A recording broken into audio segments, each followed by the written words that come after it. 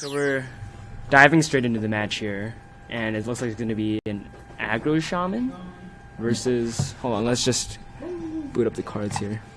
It's aggro shaman versus mid-range paladin. Yeah. Yeah, Terror will be playing the mid-range paladin in this game, and Krax is playing the aggro shaman. Oh, it looks like it's going to be secret paladin, actually. Mid-range secret paladin. Mid-range secret paladin. A mid-range paladin It's not aggro. Yeah.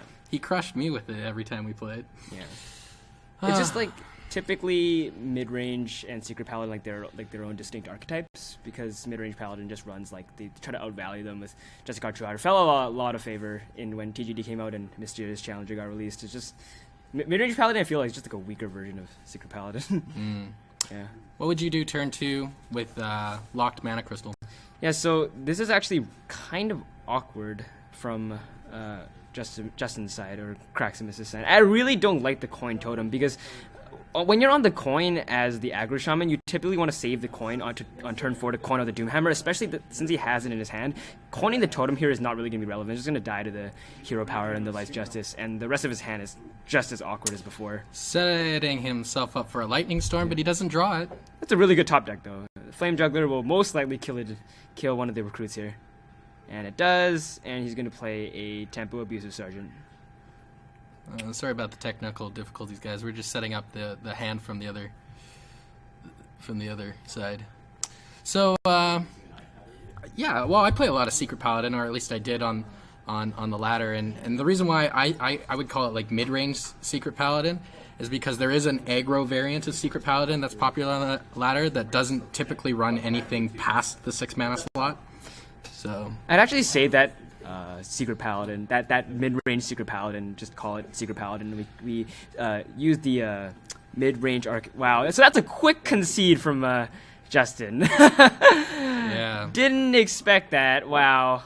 All right, this is a Druid mirror matchup. Between these two gentlemen, who do you think has the stronger Druid deck? I've actually scrimmed plenty with both of these players, and I think they're both extremely proficient with the Druid. Druid is a relatively one-dimensional deck, and I'd say in the mirror it's just pretty much a toss-up. Like, it's whoever draws ramp, and a lot of casters actually like to jokingly say, well, whoever has Wild Growth or Innervate is the better Druid. And here we see Real Terror has the Innervate, but doesn't really have any good follow-ups to it.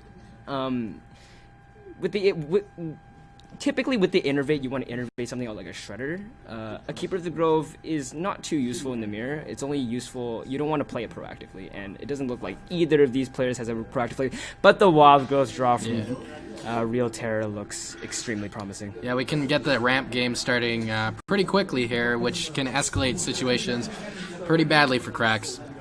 Yeah, so Dwayne actually has a lot of options here. Oh, so he goes quickly for the Living Roots. I'm not sure about that. I think he could have easily done Coin Wild Growth and an Innervate Druid of the Claw, which is equally a reasonable play, because this actually gives something to Craximus to do this turn, which is he would have otherwise hero powered the face. Now he gets a hero power down to 1/1. But Dwayne is just going to go ahead and play the Wild Growth here on turn 2. Well, he played the Living Roots last turn, right? Yeah. I think it's okay to just play it even into the hero power. I mean, you're going second, and you're at 1 mana. You might as well spend your mana proactively.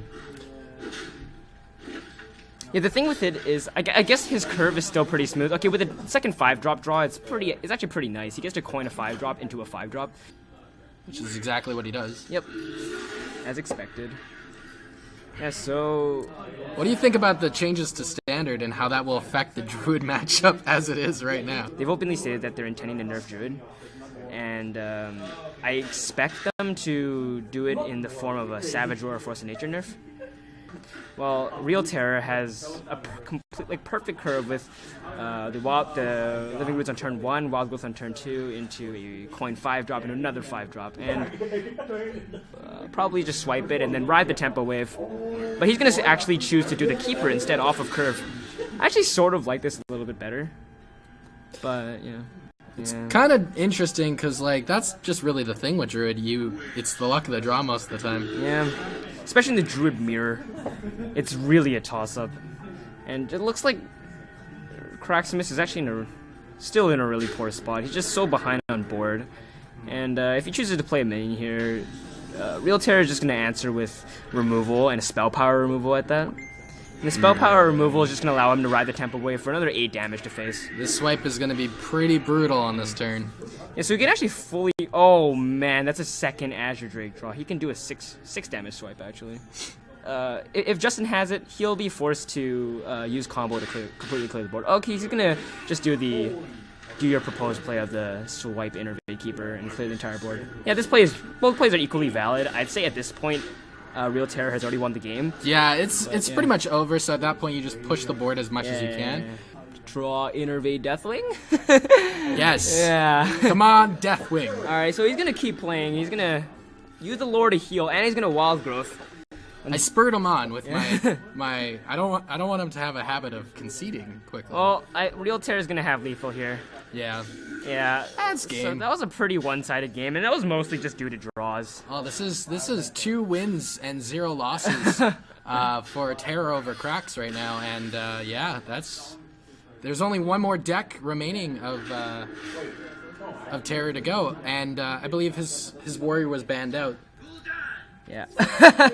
It's just judging from the RNG pattern so far.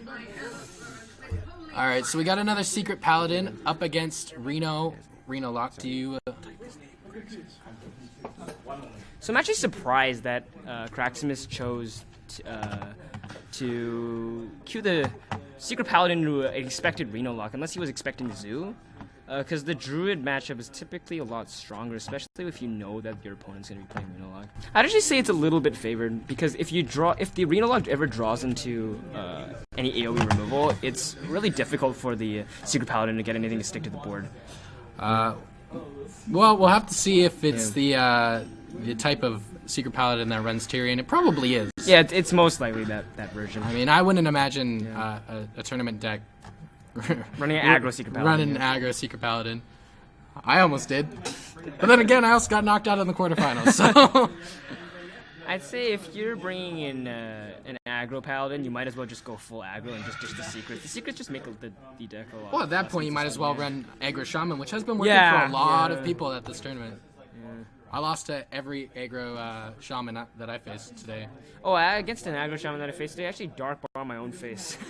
I tried to coin Dark Bomb that's your turn. That's your turn. turn Turn one play, coin Dark Bomb my own face. You can get that Molten Giant just a little bit quicker. Yeah. Alright, so looking from Craximus' side, I really like the Coin Kings to clear the 3-3. And that's exactly what he's going to do. And he's going to actually choose to put it on the 1-2. Oh, okay, he's going to put it on the Secret Keeper, which I like. Because he doesn't want to commit all of his resources under the Haunted Creeper and just get it silenced. So this is definitely the more... I'd say, though, in this situation, coining out the 4 is definitely much better in terms of smoothing out his curve. Because what you want to do with the coin is not necessarily try to coin out your most powerful minion on just coin out your most powerful minion. In the case of Shaman, you want to coin out the Doomhammer. In the case of Secret Paladin, you want to coin out the Mysterious Challenger. But typically when you're playing Secret Paladin, you just want to saturate your mana crystals as much as possible every single turn, and coining out the Kings does just that while clearing the Earthen Ring Farseer that was played by Real Terror. Well, yeah, you want to set up that board that is ready to go for turn 6 Mysterious Challenger, so then your opponent has a real hard time getting rid of it, and then Competitive Spirit comes out. You can pretty much just win the game off that most of the time. Definitely. Like it as much as I do in Freeze Mage, because you can't combo it with anything. You're just playing... I guess you're just using it to secure an empty board, but... Yeah. And it's quite interesting with seeing a lot of MC Tech this evening, and it's interesting to see Leroy Jenkins in Real Terror's deck. That's not something that you typically do see. Yeah, it's talking about Real Terror's plays last turn. I really liked it. He had a 50-50 of getting a really good minion. Unfortunately, he only got the 1-1. From Craximus' side, I would just get the good trades out. I would run the 1-2 into the 1-1 and get as many minions as you can on board. When you get as many minions as you can on the board, typically when you want to play Mysterious Challenger, you want to get as many minions on the board so you have another target for Avenge to land on. So that's the thing. Once you get a good starting hand and you get the turn-by-turn, just powerful cards in Paladin that honestly make the class feel a little imbalanced. I mean, they have one of the most powerful 1-drops right now in Secret Keeper. They have one of the most powerful 2-drops in the Shielded Minibot, the best 3-drop in the game with Muster for Battle. Then you got that piloted Shredder. The turn 5 slot's a little iffy sometimes. Some people run the Quartermaster, some people run whatever. Alright, so Real Terror's going to choose to leave the 9-3 on board. We're just going to be buffed by the Competitive Spirit to a 10-4. Yeah. And I actually sort of like that because there was really no other option that he really had. He didn't have the BGH, and he can't... Owling doesn't really do much. It saves 4 health. But if you're playing Reno Lock anyways, you might as well just hold it. You get the extra health from Reno, which he doesn't have in his hand, however, but it was just too awkward for him. There was really no point for him to owl. Well, even owling right now would just turn it back into a 6-6. Yeah. So it'd actually be harder to remove the minion. Yeah. So I don't really think Real Terror has any options here. Looking at his hand, he can play Belcher. He can't remove both the fatties in one turn. He definitely can't. He doesn't have any AoE left, so he's gonna just choose to siphon the 7-7, and I'm not sure what that's even gonna do. I guess he's gonna also owl the 10-4 to reduce 4 damage. He's gonna turn it back into a 6-4, and he's gonna go face and proc the Noble Sack. It is his best chance of surviving. That's the thing about Reno Lock. If you don't draw Reno, yeah. Unfortunately, Craximus is just going to... Oh, the extended BM. Not killing him with the True Silver. Alright, so now he's just going to equip the True Silver and go ahead and finish him off. So, is this the beginning of the comeback from Craximus? It'll be interesting. It is 2-1 for Real Terror over Craximus, so... Yeah, it looks like his RNG is starting to turn around with that. So, I definitely like the Druid pick here. I think he should have queued it last game, actually, but he might as well just queue it now. I'm actually not sure what his last class is. Do you know? Do you know what for Craximus' last class is? No, I didn't actually play against him. Okay. So looking at both of these hands here, the Druid hand is actually looking pretty decent with the Darnassus Aspirin. However, Real Terror has a full early game curve, and Darnassus Aspirin is... This is why I don't like Darnassus Aspirin. It's just one of those minions that are so inconsistent. It's only good against Secret Paladin when they don't have initiative. And in this situation, Real Terror is just going to go ahead and abusive his Zombie Chow too. Or, yeah, he's going to go ahead, play the Dark Peddler first to see what he draws. And, wow, those are all premium 1-drops, premium Warlock 1-drops. But I think he's just going to go ahead and con out the abusive to kill the Darnassus Aspirin. And Craximus is going to be pretty sad here. Yeah. Well, like you were saying, Darnassus Ass Pirate bites the dust. Yeah, that's exactly why I don't like Darnassus. I'd rather just play nothing at this point because you gave him the ability to trade into a minion. Against Reno Lock, you typically just wanted to... well, usually Reno Locks don't draw that insanely of a curve with a 1-2-3 drop and being able to contest your early minions. And he's just going to drop the Farseer on curve here. Yeah, this is perfect board setup, really, to just start dealing with any threat that comes out the Druid early. Board-centric opener from Real Terror. He's going to have a lot of problems here. Well, in a conversation today, Real Terror was telling me he doesn't include Darnassus Ass Pirate. Yeah, well, I tried to stop myself, but it's just ingrained.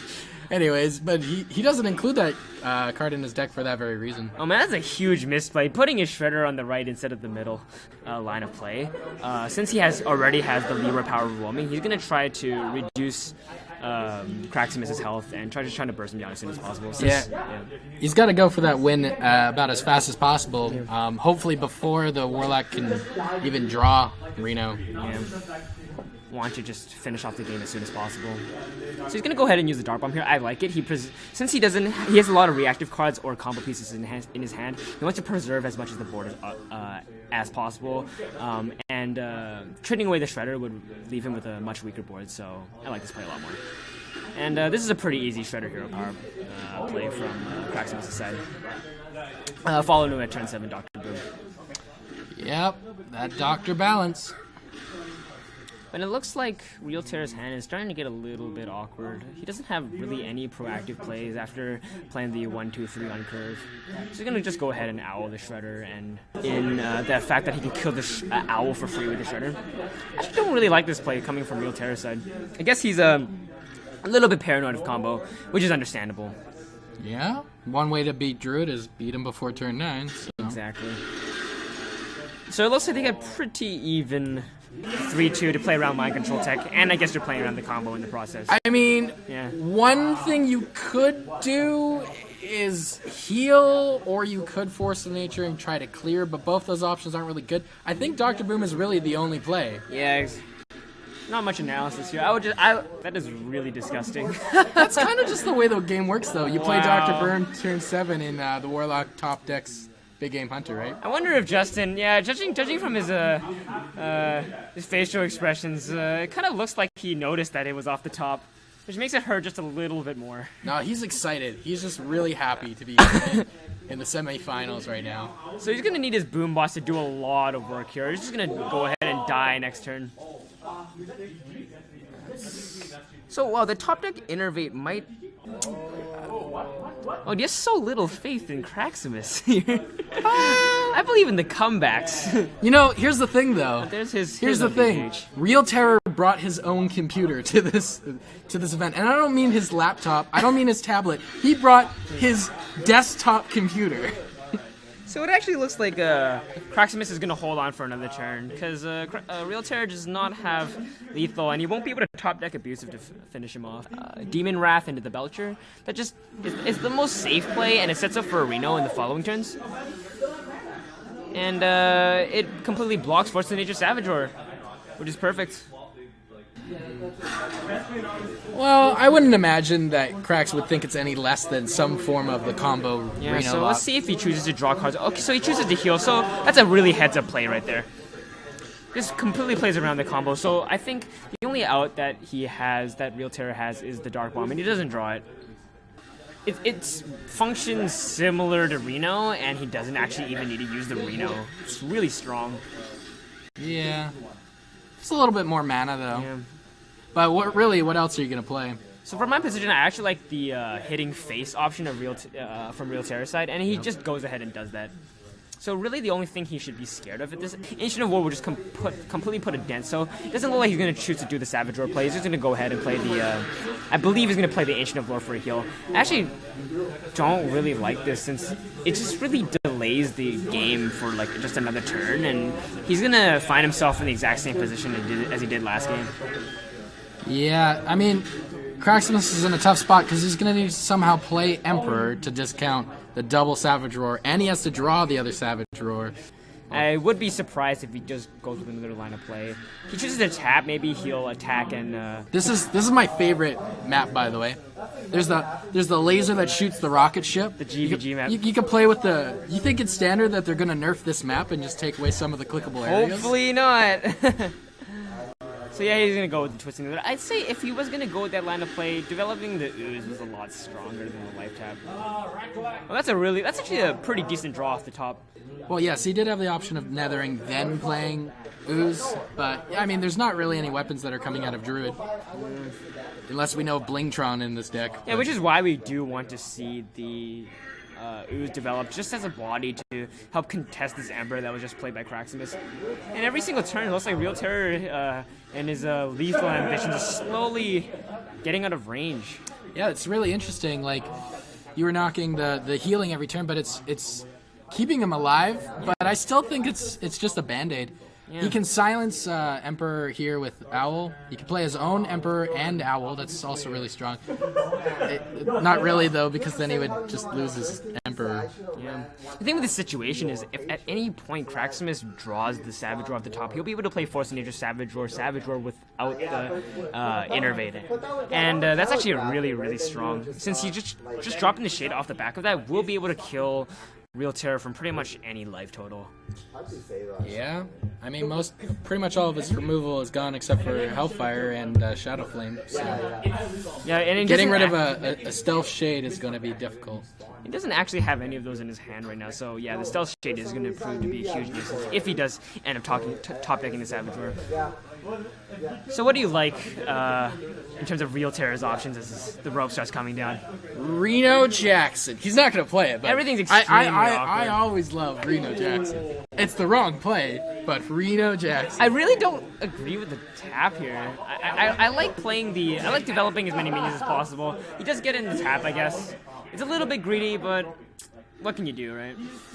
Well, he opens himself up for some interesting combos if he can get the Faceless Manipulator out there, so... The Wild Growth is an interesting draw. He'll just probably use it to cycle into something else. Oh, definitely going to cycle here. I think what he wants to pick up here, other than the second Savage Roar, would be another Keeper of the Grove, or perhaps even a Swipe to help just remove the board. That is also really relevant before the games are swinging into the opposite momentum, since he is behind in terms of card advantage. Yeah. And the most Real Terror can do is either, in terms of bench damage benchmarks, yeah, so he is going to choose to, he's going to end up drawing the card. In terms of damage benchmarks, Real Terror either has 10 damage or he has 20 damage. So, playing for, oh wait, that is interesting. He doesn't choose to end up hero powering the 3-1. That is odd. So he is going to trade to the Emperor, though. But that's kind of weird that he didn't hero power instead just develop the Shade.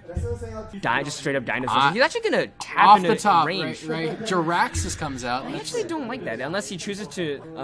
if Real Terror has been paying attention to his cards, okay, so he's going to end up doing the Siphon Soul, which is a pretty on-point play since it completely negates any possibility of Real Terror, of Craximus pulling out a surprise victory with the Force of Nature Savage Roar off the top. Absolutely. There's the other Innovate, but... It's a pretty dead card right now. I say yeah. I'm dying here, since there's no way he's going to combo to remove these minions. And if he doesn't combo to... And since we know Real Terror's hand, if he doesn't combo to remove these minions, he's going to be done.